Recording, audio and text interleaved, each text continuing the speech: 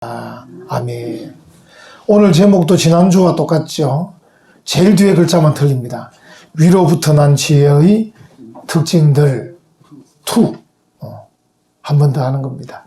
지난주에 기억납니까? 위로부터 난 지혜의 특징 4가지. 성결, 화평, 관용, 양순까지 했죠. 예. 김요석 모사님이라는 분이 계셔요. 김요석. 유명한 분인데, 이분이 이제 티벳에 가서 전도를 하는데, 아주 오래된 큰 절에 가서 이제 고성을 만났어요.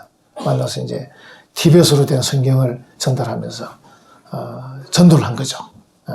그 티벳 그 고성이 알겠다. 한번 읽어보겠다. 이렇게 된 겁니다. 그래서 이제 그 티벳의 고성이 김요석 목사님의 전도를 받고 성경책을 받아서 한 몇 달을 읽고는 다시 만났어요. 이렇게 말했답니다. 이렇게 귀한 진리를 왜 이제야 가지고 왔느냐. 이렇게 말한 거예요. 그 다음에 이제 이 절의 역사가 수백 년이 되었는데 전도하러 아무도 안 왔다. 그리고 이제 김조선 목사님이 이제 당황을 한 거예요. 수백 년 동안 아무도 전도하러 오지 않았다니까 당황을 한 거예요. 그래서 이제 갑자기 지혜가 떠올른 겁니다. 우리가 잘 아는 내용입니다. 주께는 하루가 1000년 같고 1000년이 하루 같습니다. 이래 답을 했다는 거예요. 그래서 이제 그 난처한 상황을 벗어났다 이렇게 말씀했는데, 우리가 하나님께 기도해서 그 위로부터 난 지혜를 얻어서 정말 하나님의 뜻도 나타내고 하나님의 사랑도 나타내고 정말 복음 전가하는 데 잘 사용하는 그런 지혜로운 성도들이 되기를 간절히 바랍니다. 지난주 이어서 이제 위로부터 난 지혜의 5번째 특징은 긍휼입니다. 긍휼은 잘 아시죠? 말 그대로 이제 불쌍히 여기는 마음이에요. 긍휼은 불쌍히 여기는 마음. 만약에 이제 어떤 다른 사람이 잘못했을 경우가 있어요. 그러면 책망할 수는 있어요. 당신 잘못했다. 근데 이제 그 책망할 그 상황에 만약에 잘 됐다 해서 이제 그 사람을 깎아내리기 위해서, 조롱하기 위해서 당신 그렇게 하잖아. 늘 그렇게 했잖아. 이렇게 이제 그렇게 하면 안 된다는 거죠. 적어도 이제 위로부터 난 지혜를 얻은 그런 신실한 성도는 다른 사람 잘못하면 책망을 하면서도 그 책망을 통해서 그 사람을 깎아내리거나 조롱해서는 안 된다는 겁니다. 우리가 요 어떤 그 경계선이 참 중요해요. 책망도 하지 말란 말이 아닙니다. 책망할 수 있어요. 근데 그것이 오히려 깎아내리고 조롱하는 것. 또는 이제 그걸 약점으로 삼아가지고 계속 얽어매는 것. 항상 그 사람을 볼 때마다 너 전에 그렇게 했잖아. 이렇게 되면 그리스도의 사랑이 그 사람에게 전달이 안 되는 거예요. 한번 생각해 보세요. 예수 그리스도께서 어떻게 하셨습니까? 우리를 따지지도 묻지도 않고 우리를 위해, 우리의 죄를 위해 십자가 달려 죽으셨어요. 그래서 그 십자가의 죽음을 믿는 자들은 죄 용서해 주시고 구원해 주셨어요. 그 예수님의 긍휼의 마음이에요. 그런 마음을 받은 우리가 다른 사람을 계속 그렇게 얽어매고 있으면 이 그리스도의 사랑이 그 사람에게 전달이 안 되는 거죠. 잠언 17장 9절에 보면 허물을 덮어주는 자는 사랑을 구하는 자. 참 이게 허물을 책망은 했더라도 그 다음에 덮어줘 버려야 이 사랑이 오고 가는 거예요. 사랑이. 근데 만약에 이제 그 뒤에 그것을 거듭 말하는 자, 허물이죠. 그것을 거듭 말하는 자는 친한 벗을 이간하는 자니라. 우리가 상대방의 허물을 거듭해서 말하면 결국 친한 친구를 잃게 되는 것이죠. 근데 허물을 덮어주게 되면 사랑이 오고 가게 되는 것이죠. 성도는 하나님의 은혜를 받고 구원받은 성도, 예수 그리스도의 긍휼을 입은 성도들은 역시 다른 사람에게 긍휼을 베풀어야 되는데 항상 마음속에 도울 준비를 하고 있어야 돼요. 도울 준비를. 그리고 누군가가 넘어졌을 때 이렇게 세워주고 격려할 수 있어야 돼요. 그게 긍휼입니다. 그래가지고 이제 2번째 보면 여기에 나오는 선한 열매가 맺어질 수 있도록 그렇게 해줘야 돼요. 2 사람이 이제 자기 아내들과 함께 동부인 해가지고 세미나 참석했어요. 보통 그 의사 선생님들이 1년에 한두 번 정도 세미나 가시기도 하고 외국에 세미나 가시기도 해요. 요즘은 이제 외국에 못 나가시지만 그 세미나 갔는데 호텔 로비에서 친한 친구를 만난 거예요. 오랜만에. 야, 오랜만이다. 몇 년 만이고. 그래서 만나서 얘기하다 보니까 부인들이 옆에서 이제 눈치를 주는데 먼저 올라가 있어라 하고 이제 이 남자친구 둘이서 로비에 앉아서 이제 이야기를 오랫동안 한 거예요. 시간이 많이 된 거예요. 큰일 났다 이거. 방에 들어가면 마누라가 바가지를 긁겠다.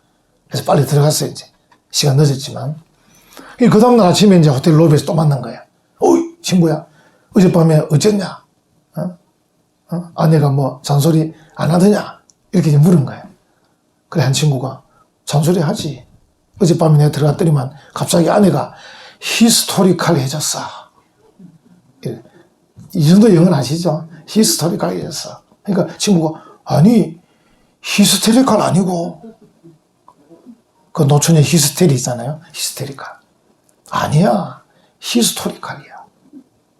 어젯밤에 들어가니까 아내가 지금까지 내가 잘못한 것을 죄다 얘기했거든. 아니, 모르는 분이 많네. 너무 빨리 넘어가야 돼. 그냥 그날 밤 잘못만 얘기해야 되는데 그날 밤에 늦게 들어온 걸 핑계 삼아가지고 그동안의 모든 잘못을 다 이야기하는 거예요. 그 역사적으로 히스토리컬 했다 이 말이죠. 알아듣는 사람은 알아듣고 또 못 알아듣는 분은 못 알아듣고 할 수 없습니다. 넘어가겠습니다. 그래서 우리가 너무 역사적이 되면 안 된다. 그날 잘못한 것만 얘기하고 넘어가야 그게 긍휼의 마음이다. 할 때마다 또 앞에 그 끌어다 얘기하면 그건 좀 긍휼이 아니다. 그런 뜻입니다. 이제 선한 열매를 맺는다는 것. 그러니까 긍휼의 지혜를 가지고 그걸 가지고 이제 선한 열매로 이렇게 맺혀지는 거 이게 또 좋은 지혜인데 그러니까 긍휼이라는 것은 말만 하면 안 된다는 거죠. 긍휼이라는 게.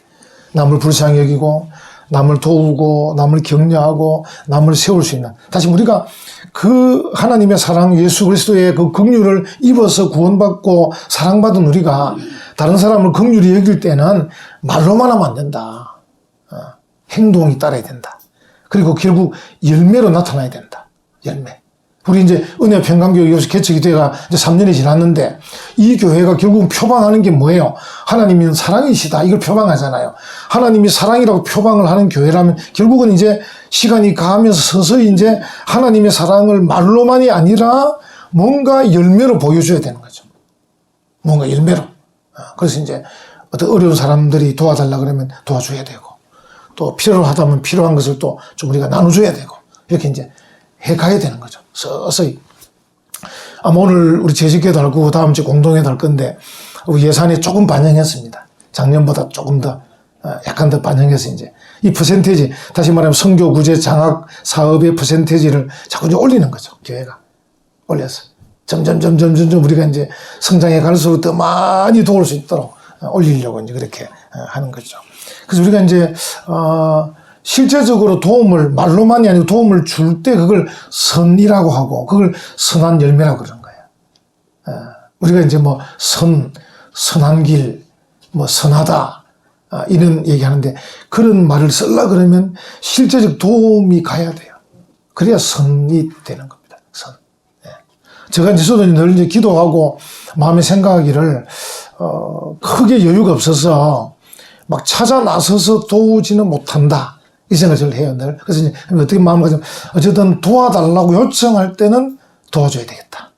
이런 마음을 제가 늘 가져요. 그래서 이제, 우리 교회도 개척교회지만 제가 우리 경남교회가 90개쯤 되는데, 90개. 그 중에 이제 개척교회들이 있어요. 이렇게 많이 있는데, 개척교회 목사들이 대부분 다 저보다 다 이제 어린 후배들이고 또 제자들이고 그런데, 그래서 이제 마음속에 늘 도와야 되겠다. 언제든지 도울 기회만 되면 도와야 되겠다. 조심은 하죠. 왜냐면, 뭐, 당신도 개척교회인데, 뭐, 우리를 돕는다고 하느냐, 주제 넘게 이렇게 말하지 않게 하려니까 좀 조심스럽게 이제 그렇게 하고. 또 하나는 이제, 제가 대학생들에게도 늘, 강의할 때도 그렇게 이야기하는데, 여러분들이 다음에 이제 졸업을 하고 이렇게 해서 혹 도움이 필요할 때, 내게 찾아오는 사람 내가 돕겠다. 근데 찾아오지 않으면 내가 안 돕는다. 그래서 이제 꼭 필요한 사람은 찾아와라. 그래서 창원에 목회할 때도 목사님 저 선교하러 갑니다. 제가 외국에 공부하러 갑니다. 찾아오면 어쨌든 도와줍니다. 찾아오는 학생들에게는. 뭐 찾아내서는 못 도와주지만 창원까지 와서 도와달라는 학생은 어쨌든 도와서 계속 유학하는 동안에 매달 얼마씩 보내주고 성령한테 보내주고 이렇게 최대한 도우려고 합니다. 그래서 어쨌든 우리가 긍휼의 마음을 갖고 있다면 그걸 말로만 해서는 안 되고 어쨌든 이렇게 도와야 된다. 도와서 선한 열매가 맺혀져야 된다. 그 선이란 게 뭐냐? 말로만 하는 게 아니다. 결국 행동으로 하는 것이 선이다. 이런 것이죠. 여러분 기억나실지 모르겠는데 우리가 지금 이 지혜라는 이 주제를 가지고 설교를 벌써 한 3번째쯤 하고 있는데 이제 위에 13절부터 나오는 이 지혜 제가 한번 이렇게 물었을 겁니다. 질문이 위로부터 난 지혜를 가진 자가 누구인가? 이런 제목으로 설교한 적이 있었어요. 기억이 나실는지 모르겠습니다. 그러니까 우리가 서로 볼 때 도대체 우리가 지혜를 가지고 있는데 땅에서 난 지혜를 가진 자도 있을 수 있고 위로부터 내려오는 지혜를 가진 자도 있을 수 있는데 그렇다면 누가 위로부터 내려온 지혜를 가진 자인가를 찾을 때 특징이 몇 가지 있다는 거죠. 그 중에 하나가 선행을 하는 걸 보면 알 수 있다는 거죠.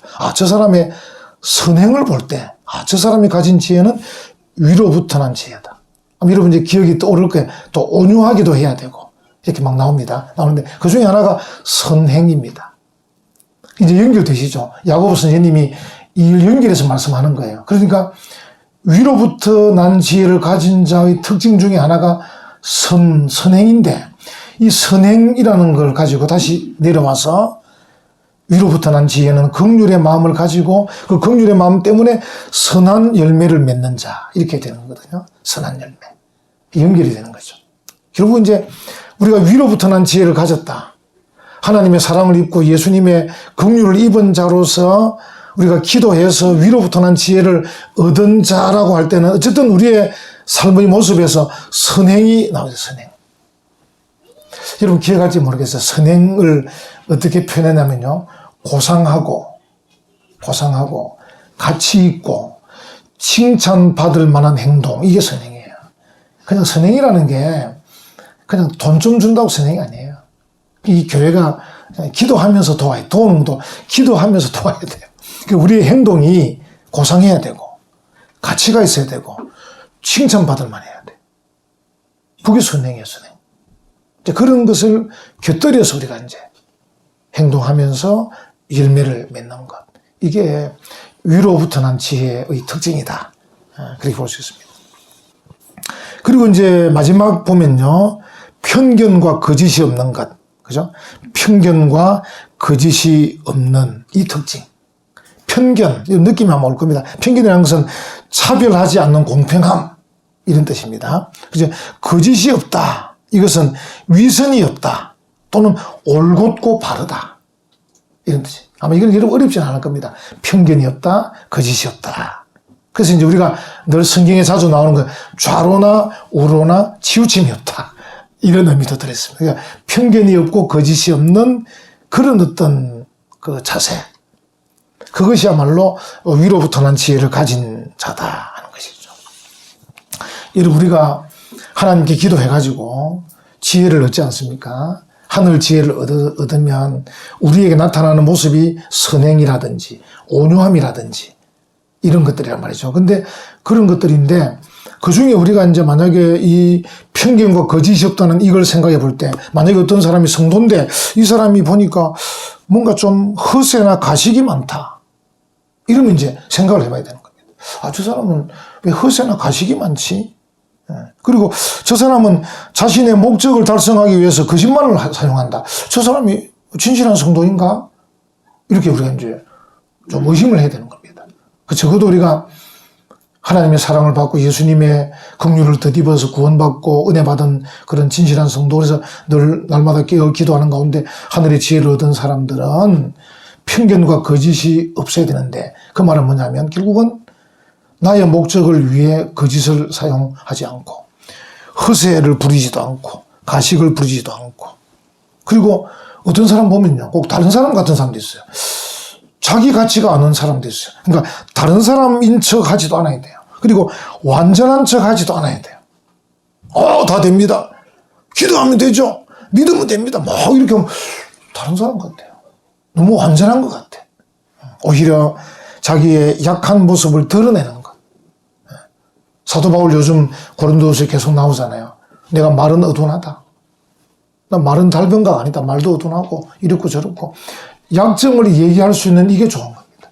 물론 덕이 되지 않게 무조건 자기 약점, 남편 약점, 아들 약점 막 까발리면 안 되지만은 덕스러운 어떤 그 기준 가운데서 연약함을, 나 완전한 사람 아니에요. 나도 부족한 사람이에요. 나도 약점이 있고 허물이 있어요. 그래서 주의 은혜로 삽니다. 또 성도님께서도 저를 위해서 기도해 주세요. 이 아주 좋은 자세요. 그래서 우리가 연약함을 감출 필요도 없고 가장할 필요도 없습니다. 근데 우리가 만약에 이제 부족함과 약함을 얘기하기 시작하면 상대방이 이렇게 좀 다가오기 시작합니다. 우리가 보통 하는 얘기로 내가 이제 이런저런 허물이 있고 약한 모습이 있는데 내가 약하고 허물이 많다는 걸 모르는 사람이 딱 한 사람 있어요. 그게 자기 자신이야. 남들은 다 알고 있는데. 그러니까 남들이 다 알고 있는 걸 얘기하면 얼마나 대화가 쉽게 되겠어요. 딱 알고 있는데도 내가 불구하고 다른 사람인 척, 완전한 척, 이렇게 가식으로 하면 상대방이 그 사람도 딱 이렇게 막을 치고 대하지 않겠어요. 근데 내가 막 다 까불 필요는 없지만은 내가 부족한 사람이고 연약한 사람이에요. 기도해 주세요 하면 저 사람이 그래 내가 다 알고 있어. 근데 당신이 고백하니까 좋아. 기도해 드려야지. 이러면서 이제 접근이 되는 거예요. 어쨌든 편견이 없고 거짓이 없다. 우리가 하나님께 지혜를 구해서 그 지혜를 받아서 정말 좋은 성도로서 생활할 때 편견과 거짓이 없는, 그래서 방금 제가 말씀한 전부 다 공평하게 또 치우침이 없이 위선이 없이 올곧고 바르게 가식 없이 막 이렇게 모든 걸 잘 하는 거, 이게 참 중요합니다. 중요한데 만약에 우리가 자기 자신뿐 아니라 다른 사람에 대해서도 어떻게 보면 좀 시시각각 좀 다르게 가식적으로 막 이렇게 대하면 상대방이 하나님의 은혜와 사랑을 받은 자로서는 좀 아니지 않느냐 이렇게 할 수도 있습니다. 제가 오래전에 옛날에 LA에 사는 어떤 권사님 계신데 이분이 이제 목사님하고 신방을 가는데 마침 딸 부부가 하는 가게에 들렀어요. 신방을 하는데 보니까 딸이 이제 땀을 흘리고 막 일하고 있는 거예요. 이 권사님이 속이 상한 거예요. 그 사위한테 이렇게 말했습니다. 왜 이리 고생시키노 우리 딸을, 이렇게 한 거예요. 그 다음 날은 또 목사님하고 자기 아들이 또 일하는 가게에 신방을 간 거예요. LA 가면 한인들이 다 가게 하고 있습니다. 가게. 이분이 임신한 며느리가 이제 일을 열심히 하고 있는 거예요. 하고 있는데 막 힘들어하면서 조금 불평을 하는 거예요. 그리고 이 권사님이 이제 며느리 보고 핀잔을 주기를, 요즘 세상에 이 LA에서 가게 나와서 돕지 않으면 어떻게 살겠노? 이렇게 됐다는 거예요. 이것도 오늘 못 알아듣는 분들이 많나 오늘 보니까. 이 정도 이야기는 이렇게 웃으시라고 하는 얘기인데 잘 못 알아듣는 것 같아서 그렇습니다. 하나 더 하면 이제 저는 이제 불신 가정에서 예수 믿어가지고 뭐 참 집안에 예수 믿는 사람이 몇 명 없었는데 우리 처가에는 다 목사님들이 계시긴 하지만 그 어떤 분이 이제 자기 교회 목사님을 좀 끊임없이 괴롭히는 그런 집사님이신데 어떻게 괴롭히는지 제가 잘 모르겠고, 근데 이제 자기 아들은 또 목사인 겁니다. 그래서 이제 새벽에 나와서 기도합니다. 하나님 앞에. 하나님, 저 어디에서 목회하고 있는 우리 아들 목회 잘하게 해주시고, 우리 아들 목사 괴롭히는 교인들 없게 해주세요. 그래 기도한다는 거예요. 제가 말씀드린 의도는 알겠죠? 우리가 어쨌든 가식적이지 않아야 되고, 시시각각 변해서는 안 된다. 성도는 적어도 변치 않는 진리, 또 변치 않는 기준, 변치 않는 규범, 이런 걸 붙잡고 살아야 돼요. 이제 그런 것들이 성경에 나와 있습니다. 성경에 나와 있는 그 기준과 규범들을 붙잡고 딱 살아야 그게 하나님의 사람이고, 또 그렇게 살아야 예수 그리스도의 사랑을 전할 수도 있고 예수 그리스도의 복음을 전할 수 있습니다. 여러분 이제 마지막 하나 얘기하려고 하는데 18절 한번 보셔요. 17절에 그 위로부터 난 지혜의 특징들을 다 얘기했는데 18절에 한 번 더 얘기하는 게 있어요. 화평이에요. 화평.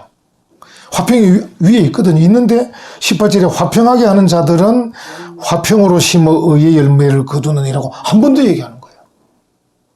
그죠? 이게 18절이 굉장히 참 이게 어떻게 보면 의문점이더라고요. 위에서 위로부터 난 지혜의 특징은 성결하고 화평하고 관용하고 또 양순하고 또 긍휼 베풀고 선한 열매를 맺고 편견과 거짓이 없다고 쭉 다 이야기했는데 다시 한 번 더 끄집어내서 화평하게 하는 자들 이렇게 얘기하고 있는 거예요. 그게 이제 그 당시 초대교회에도 막 복음이 전거되어서 예수 믿는 사람이 막 교회로 들어오고 했지만 그 교회 안에 초대교회는 우리보다 더 복잡했어요. 주인도 있고 노예도 있고 귀족도 있고 막 천민도 있고 굉장히 복잡한 교회였어요. 그 교회 안에 우리 앞에 살폈지만 세상적 지혜를 자랑하는 분들이 많았어요. 그러니까 정욕적이고 세상적이고 귀신적인 이런 지혜와 지식을 자랑하는 분들이 많았고 그러다 보니까 시기와 다툼이 심했어요. 오늘날은 드러나지 않게 시기와 다툼이 있긴 하지만 그 초대교회 때는 막 드러나면서 그냥 있었어요. 여러분 아시지만 우리 성찬식 하잖아요. 애찬이 초대교회는 아예 드러났습니다. 먼저 온 사람이 먼저 먹어버리고 막 하여튼 질서가 없는 때였기 때문에 요즘은 그래도 이게 질서가 있잖아요 우리가. 그래가지고 교회 안에 부자 가난한 사람 이 막 서로 다툼도 있고 유대인과 뭐 이방인들 간에 다툼도 있고 그래서 시기와 다툼이 극심했어요. 그래서 야고보 선생님이 이제 그걸 생각을 하게 됐고 자기 또 형님이 마태복음 5장에서 또 강조한 내용도 있고 그걸 종합해서 야고보 선생님이 이제 특징을 얘기한 다음에 한 번 더 화평하게 하는 자들에 대해서 강조를 하고 있는 것 같아요. 화평하게 하는 자들은 화평으로 심어 의의 열매를 거둔다. 이제 의의 열매가 딱 나옵니다. 그 위에가 선한 열매가 나왔죠. 선의는 어떻게 보면 여러 가지 특징들을 종합한 단어가 선이고 의 같아요. 그러니까 고상하고 가치 있고 칭찬받을 만한 그런 행동이 선행인데 그 선행에 의해서 맺어진 열매. 그리고 이제 이 의라는 게 또 중요하잖아요. 의라는 게. 왜냐하면 예수님께서 뭐라 말씀하셨습니까? 너희는 먼저 그의 나라와 그의 의를 구하라 라고 하셨어요. 구약으로 또 거슬러 올라가면 하나님께서 우리에게 뭘 강조합니까? 공의와 정의를 실현하라고 말합니다. 그래서 공의와 정의가 강물처럼 흐르는 사회를 만들어라. 이렇게 말하고 있어요. 그러니까 이 의라는 게 굉장히 중요한 하나님 나라의 가치다, 가치. 그래서 우리가 정말 선행도 할 뿐 아니라 고상하고 가치 있게도 살 뿐 아니라 의롭기도 해야 돼요. 의로움. 이 의라는 것은 어떻게 보면 하나님의 뜻이기도 하고요. 하나님이 바라시는 바이기도 해요. 그래서 우리가 적어도 그냥 사는 게 아니고 선행 정도로 끝나서는 안 되고 선행에다가 의롭기까지 해야 된다. 적어도 하나님이 기뻐하시고 원하시는 뜻대로 살아야 된다. 이게 의입니다. 의. 그 의를 누가 맺느냐면 화평하게 하는 자들이 의의 열매를 맺는 거예요. 굉장히 중요하죠. 제가 이제 말씀을 묵상하는 떠오르는 게 뭐냐면 고린도전서 13장이 무슨 장이에요? 사랑장이잖아요. 사랑장.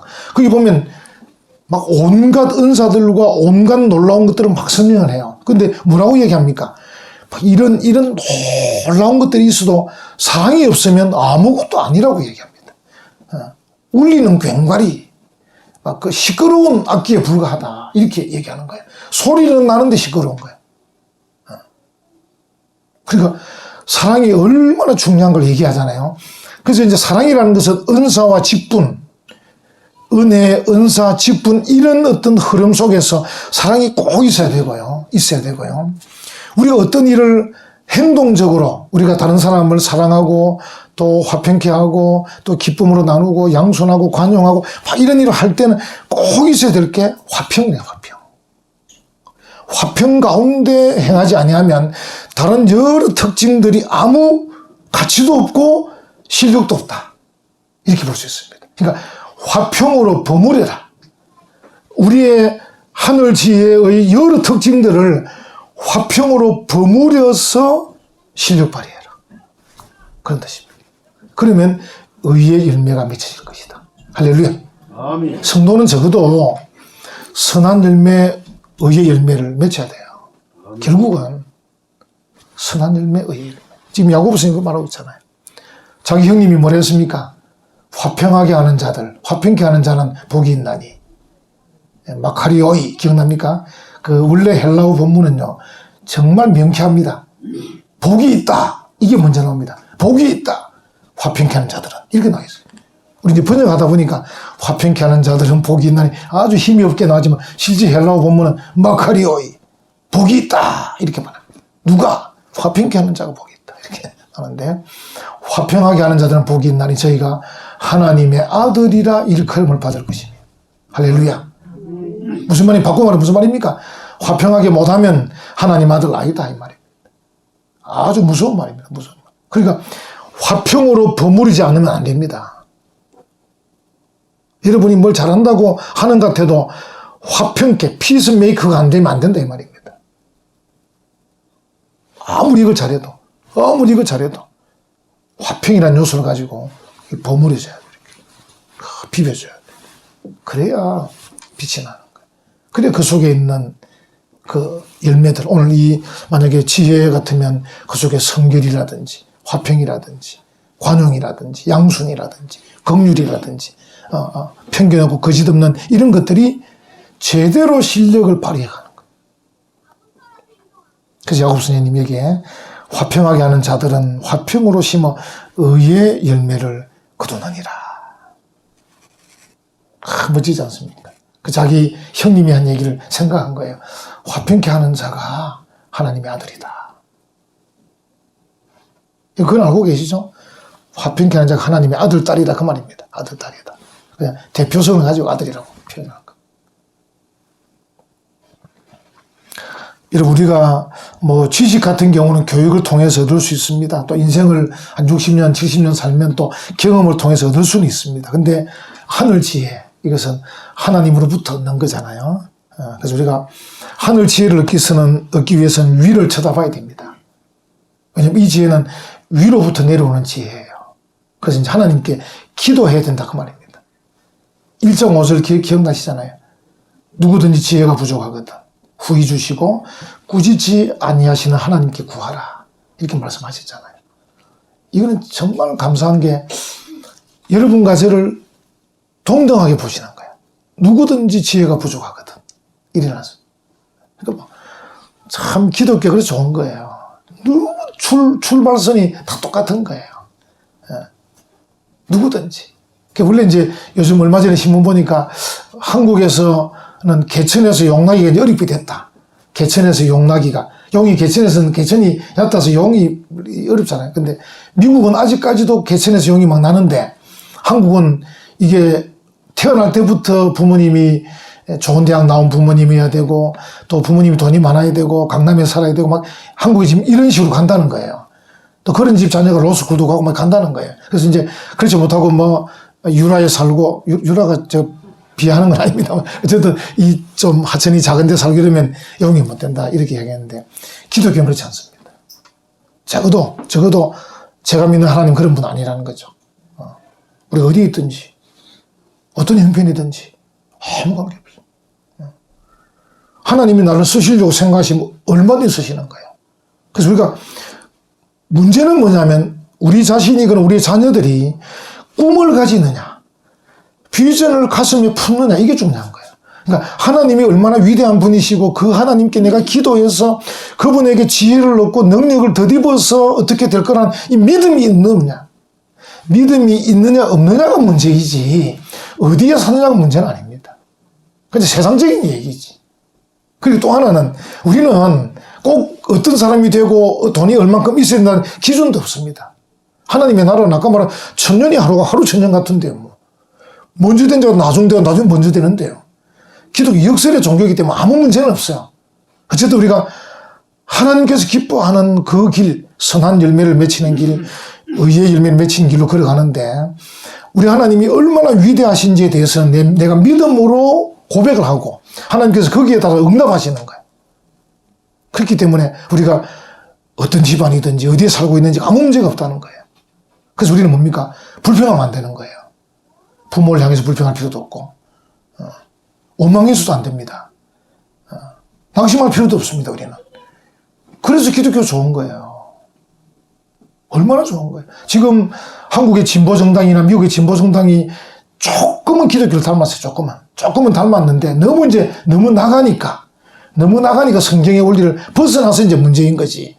그렇지 않은 이상에서는 정말 사람들을 생각하는 좋은 점들이 많아요. 진보정당이 좋은 점이 많아요. 이제 벗어나는 것 때문에 위태해서 우리가 자꾸 지적을 하고 있어서 그렇습니다.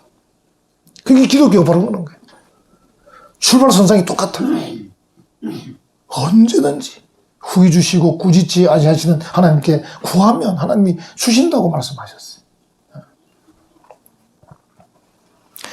여러분, 우리가 가지고 또 가져야 될 지혜의 그 특징들을 다 가진 분이 예수 그리스도인데, 그래서 우리가 예수님에 대한 여러 가지 표현이 있지만 예수님이야말로 최고의 지혜자이잖아요. 그래서 우리 예수님 우리 삶에 모셔드리고 그분과 함께, 그분 안에서, 그분과 더불어, 그분 때문에 이렇게 막 살아간다면 우리는 지혜를 더 많이 얻을 수 있고 우리의 삶에서 선한 열매도 의의 열매도 많이 맺을 수 있습니다. 여러분, 하나님께 구하시고 예수님과 함께 동행하시고 그래서 여러분의 삶의 걸음들 속에 선한 열매, 의의 열매 많이 맺으셔서 하나님의 뜻을 이루어가는 이 시대 멋진 하나님의 백성들, 이 시대 멋진 하나님의 일꾼들 되시기를 간절히 축원합니다. 아멘.